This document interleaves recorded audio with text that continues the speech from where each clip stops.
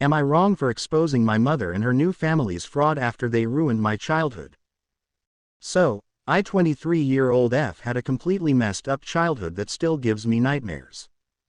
My dad died when I was just 6 years old after a short battle with cancer. He was my world, an artist who taught me to paint and always made me feel loved. Look at how the colors blend together, Ellie, Dad would say, guiding my small hand with the paintbrush. That's it, sweetheart, you're a natural, just like your old man. I remember the day he sat me down, his face gaunt but his eyes still bright. I'm setting things up for you, princess. The house will be yours when you grow up. A place that will always connect us, no matter what. Before he passed, he made sure to leave our family home in a trust for me, to be managed by my mother until I turned 18. He wanted to make sure I'd always have a roof over my head and a connection to him. Just 8 months after his funeral, my mom remarried this guy, Derek. He had 2 kids from a previous marriage, Amber and Jason, both older than me. They all moved into my house, and everything changed overnight. Mom, where are all my things going? I asked as I watched Derek carrying boxes of my belongings to the attic. We need to make room for everyone, Ellie. The family is bigger now, she replied without even looking at me, her attention fixed on a text message. But Dad painted that mural for me. Your father is gone, Ellie, she snapped. And Jason needs space for his gaming setup. You need to stop living in the past. My beautiful bedroom with the mural my dad painted converted into a gaming room for Jason. My art supplies mysteriously disappeared. My dad's paintings sold off or stored in the attic where they got water damaged. What happened to Dad's painting that was in the hallway? I asked one day after school. Derek chuckled. That old thing.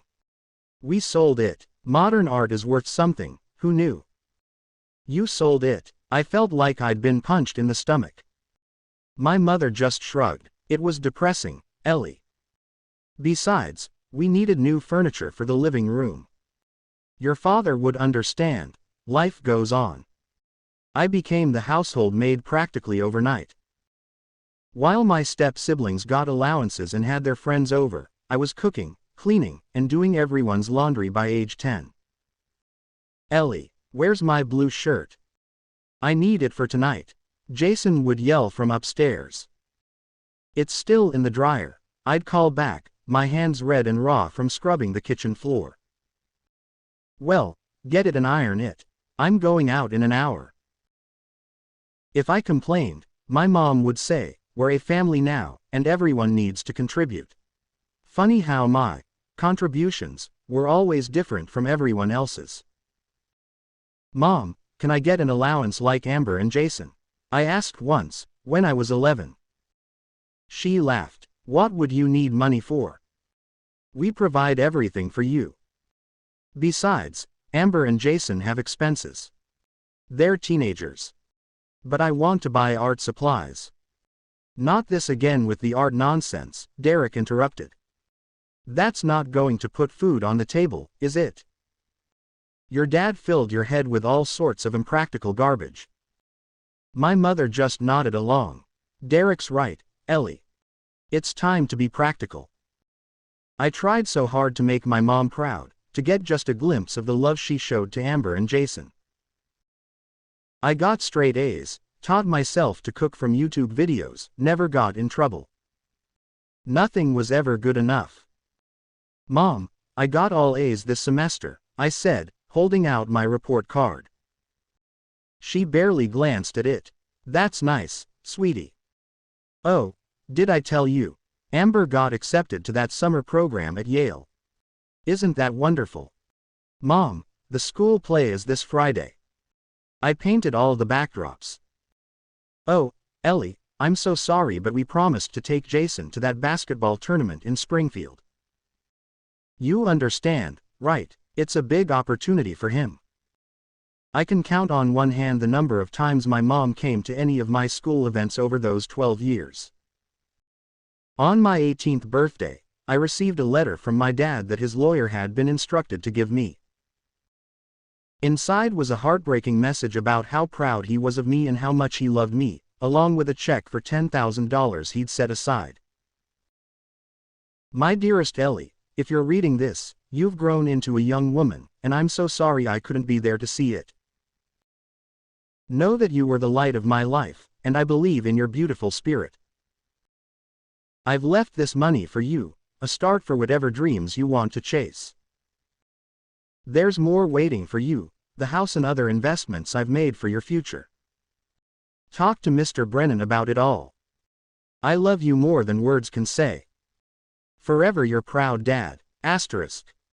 The letter also mentioned that I should speak to his lawyer about the house and some other assets. When I asked my mom about it, she got angry. What are you talking about? Let me see that, she demanded, snatching the letter from my hands. Her face went pale as she read it.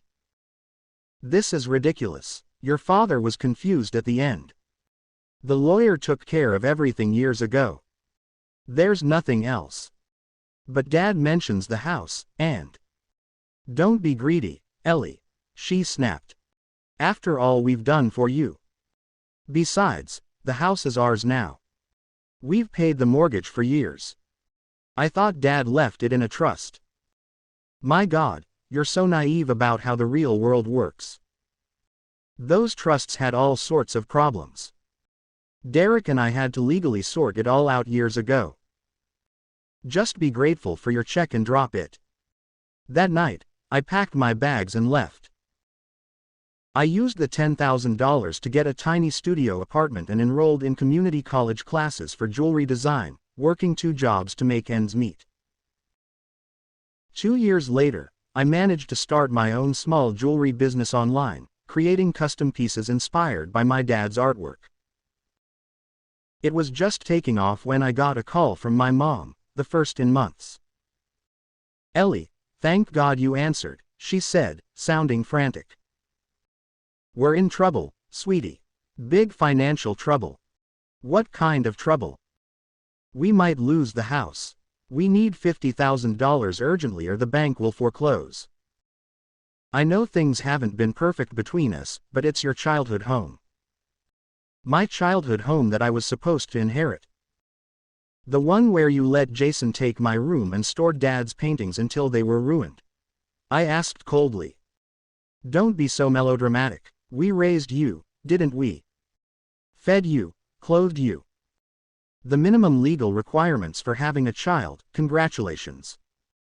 This isn't like you, Ellie. You know Derek's business ventures have had some bad luck. Family helps family. Like you helped me when I was working 2 jobs to pay for community college while Amber and Jason went to private universities.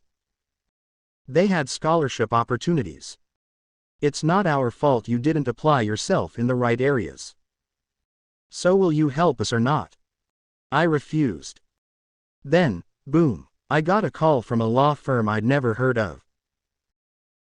Turns out, grandparents I never even knew existed, my dad's parents who had been estranged before I was born, had passed away and left me everything, a substantial estate including a financial group worth millions. Ms. Eleanor, I'm confused, the lawyer said. According to our records, you should have been receiving quarterly statements from the primary trust since you were 18. There's also the matter of the house that should have transferred to your name automatically on your 18th birthday. I never received anything, I said, my stomach sinking.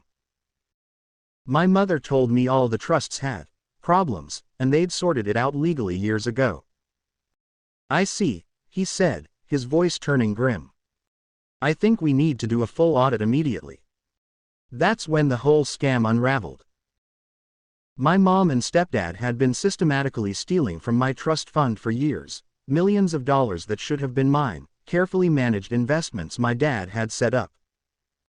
Even the house that was supposed to transfer to my name at 18. They had forged documents, created fake accounts, and diverted funds. I didn't hesitate. I exposed the fraud, filed police reports, and started legal proceedings. The evidence was overwhelming. They're absolutely losing it now, calling, texting, showing up at my apartment, creating fake social media accounts to harass me. "You ungrateful little bitch," Derek screamed when I wouldn't let him into my apartment. "After everything we did for you." "Like what, exactly?" I asked through the locked door. "Making me the family servant. Selling my father's artwork. Stealing my inheritance." Amber called next. "Ellie, you have to drop this. Do you know what you're doing to Mom? She's a wreck. Funny how she only cares about me when her cash flow is threatened. That money was for the family. We're your family. No, you're the people who tormented me for 12 years and stole my inheritance. There's a difference." Jason's approach was different, condescending and manipulative. "Look, little sis, we all know Dad made some investment mistakes. But that's business. You don't understand how these things work." "I understand fraud, Jason. So do the police. My step-siblings claim they deserve the money because they're family. My mom keeps saying I'm destroying the family out of spite. Your father would be so disappointed in you," she sobbed in a voicemail. "He wanted us to be a family. Now you're destroying everything." "That's rich coming from the woman who couldn't even keep his paintings safe," I muttered as I deleted the message. "Am I wrong for pursuing this? They took my childhood, my dad's memories, and now I find out they stole my financial security too. From what I can tell from the financial records, they funded several failed business ventures for my stepdad, a restaurant that closed in 6 months, a tech startup that never produced anything, a vacation rental property that they mostly used themselves. It was going to be the next big thing. Derek had always boasted about his ventures. We'll all be set for life when this takes off." Meanwhile, my mother would add, "Your father was artistic but never had a head for business. Derek is building something real for this family." They also took luxury vacations several times a year while telling me we couldn't afford for me to go on school trips. "Mom, the art class is going to the museum in Chicago next month. Can I go? It's only $300 for the whole trip." "Oh, Ellie, we just can't swing that right now. Derek's business is at a critical stage, and we need to watch every penny." 2 weeks later, I'd overhear them planning their anniversary trip to Cancun. "I've booked the all-inclusive package," Derek would say. 5 stars, ocean view, the works. "You spoil me," my mother would giggle, not even lowering her voice though I was in the next room.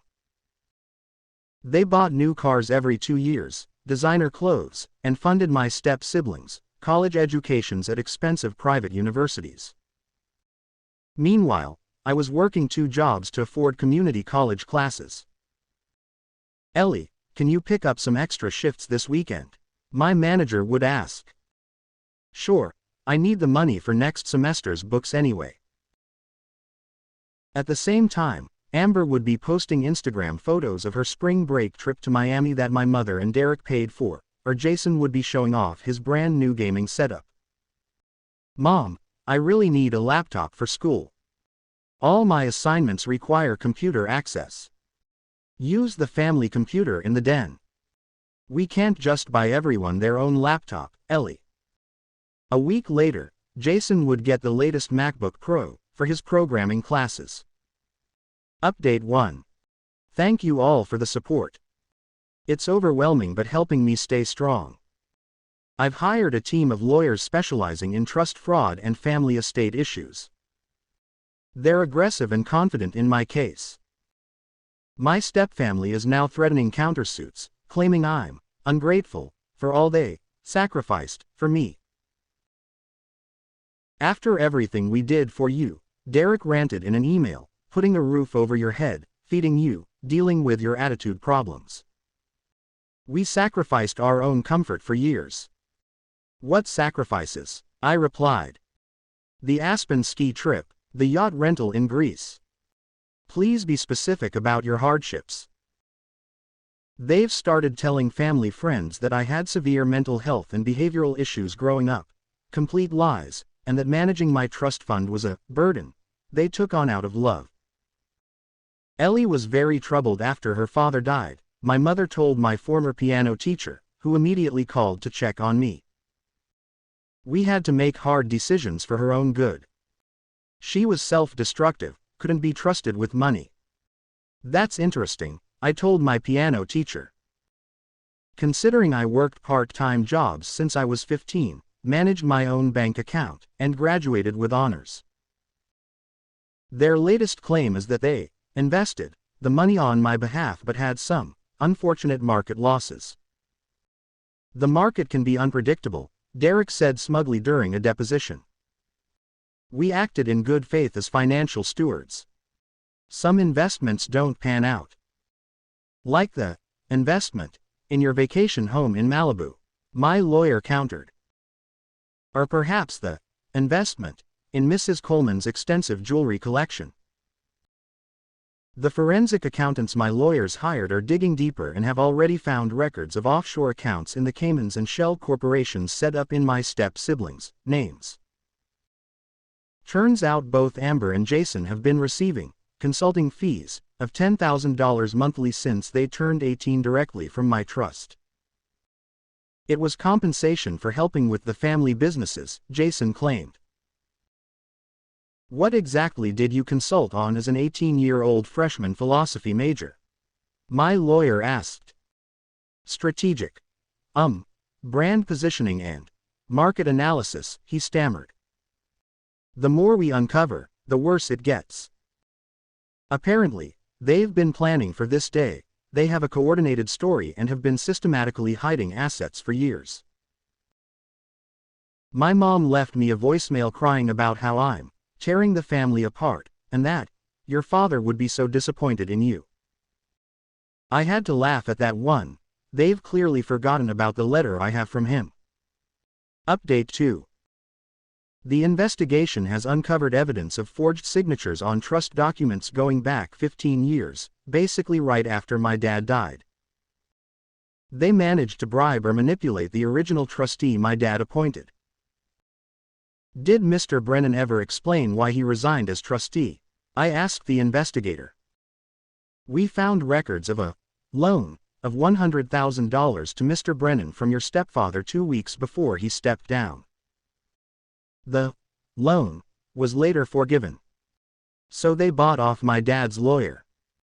It appears so, and they installed their own trustee immediately after.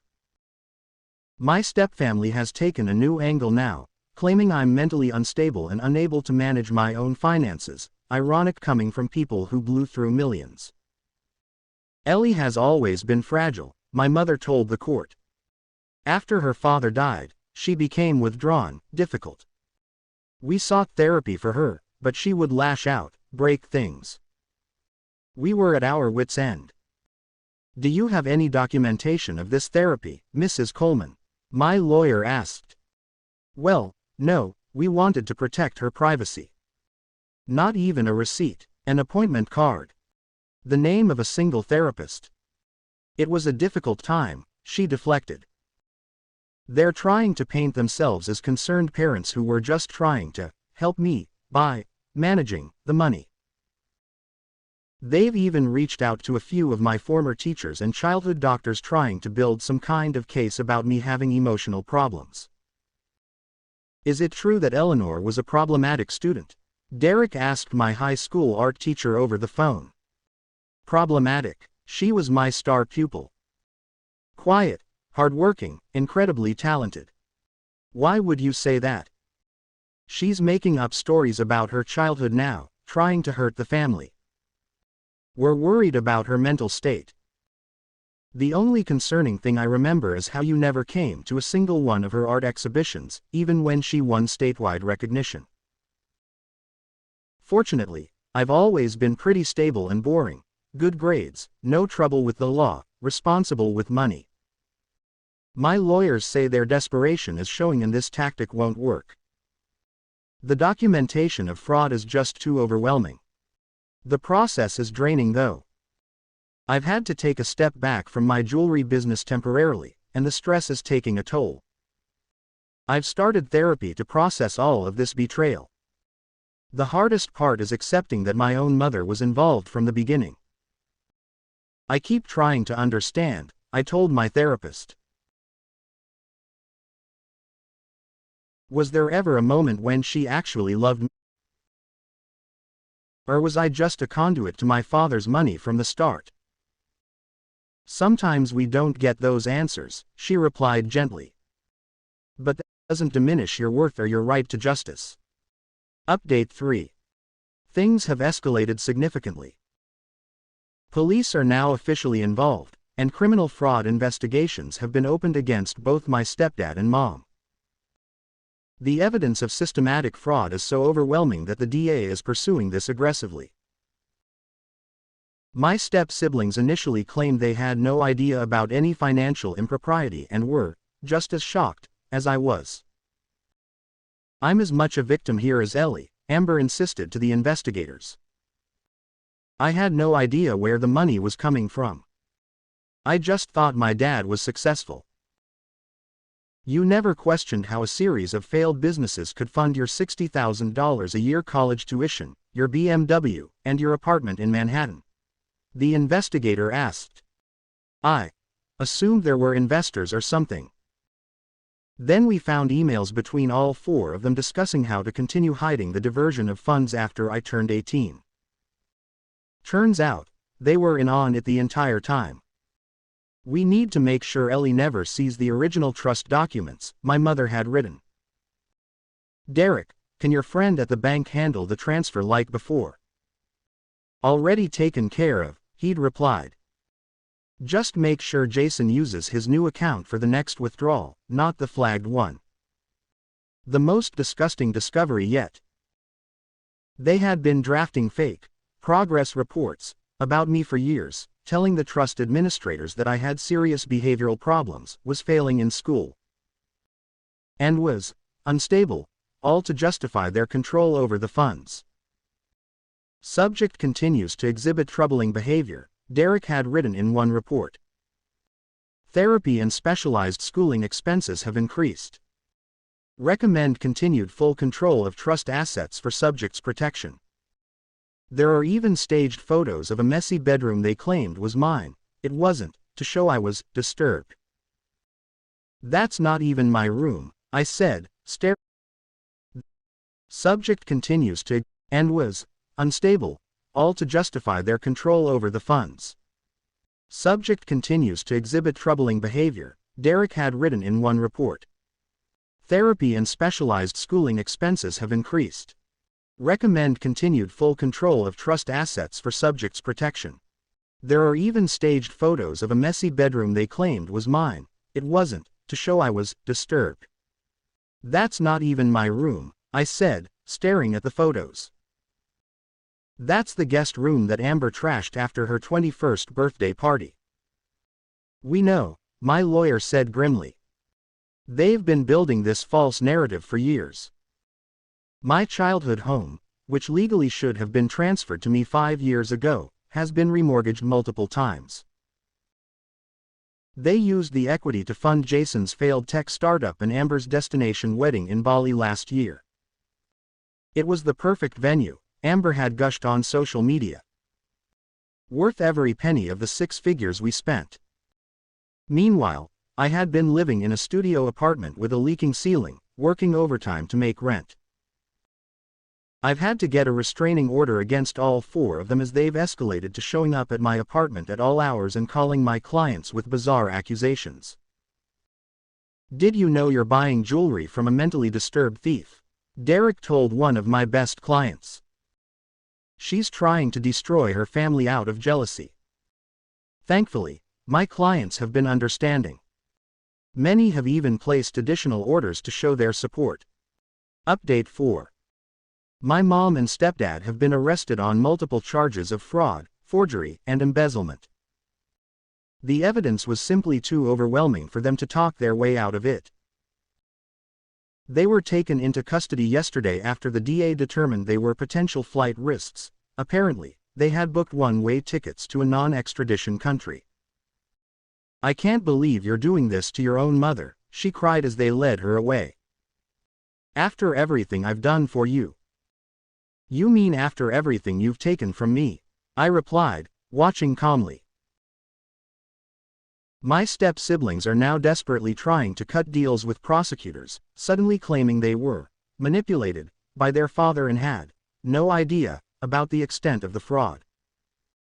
"I was just doing what my dad told me to," Jason insisted to prosecutors. "He said it was all legal, that Ellie's dad had left provisions for all of us." "And you believed that a man you weren't related to left you millions of dollars?" the prosecutor asked skeptically. "I was young and naive." "You were 23 with a business degree when you opened your third offshore account." "My lawyer says they're tripping over themselves to blame everything on my mom, which is both pathetic and sadly predictable." "It was all her idea," Amber claimed. "She was obsessed with getting her hands on that money from day one. She manipulated all of us. Including when you wrote the email proposing the shell company structure," my lawyer asked. "I was just repeating what she told me to say." "The family home, my home, has been returned to my possession through a temporary court order while the full case proceeds. Walking through it was surreal. They've completely remodeled it, erasing almost every trace of my dad. The mural he painted in my childhood bedroom had been painted over. I found some of his sketchbooks in a moldy box in the garage, but most of his artwork is gone forever. I remember this," I said softly, touching a small doodle of a bird in one of the sketchbooks. "He drew this the day we went to the park and saw that blue jay. I'm thinking of selling the house. Despite it being my dad's gift to me, it now feels tainted by all the betrayal and lies. My therapist says that might be the healthiest option, take the proceeds and build something new that truly represents me and my future." Several distant relatives I barely know have suddenly appeared, claiming they always knew something was wrong, and are here for me now. "I told your mother she was making a mistake remarrying so quickly," said an aunt I'd met maybe twice. "I always had my suspicions about that man." "Yet you never once called to check on me in 12 years, I pointed out. "Well, your mother made it difficult. You know how she is. Funny how they never checked on the lonely little girl who was being emotionally abused and used as unpaid labor for 12 years. Update 5 and final update. It's been a long and painful journey, but there's finally resolution. After overwhelming evidence was presented, my mom, stepdad, and both step-siblings accepted plea deals rather than face trial. "I never meant to hurt you," my mother said during her statement to the court. "Things just got out of hand." "For 15 consecutive years?" the judge asked pointedly. "My mom and stepdad will be serving jail time, 7 years for him, 5 for her, with the possibility of parole. The step-siblings received probation and are required to pay substantial restitution over the next 20 years. All 4 are legally prohibited from contacting me. I did sell the house. Standing in those empty rooms on the final walkthrough, I felt my dad's presence for the first time in years, and I knew he would understand. It wasn't the house that connected us, it was the love and creativity he instilled in me. I think you'd approve, Dad, I whispered in the empty room that had once been mine. Sometimes you have to let go of the past to honor it properly. I've used a portion of the recovered funds to establish a scholarship foundation for young artists who have lost parents, creating something meaningful from this painful chapter. My jewelry business is thriving, and I've incorporated elements of my dad's artistic style into a special collection that's received amazing response. These pieces remind me so much of Richard's work, one of my dad's old art school friends told me at my gallery showing. He would be bursting with pride. Most importantly, I'm finally at peace. Therapy has helped me process the years of gaslighting and emotional abuse. I've accepted that I'll never understand how my mother could betray me so completely, and that's okay. I don't need that closure to move forward. To everyone who supported me through this journey, thank you. Your validation helped me stay strong when I doubted myself.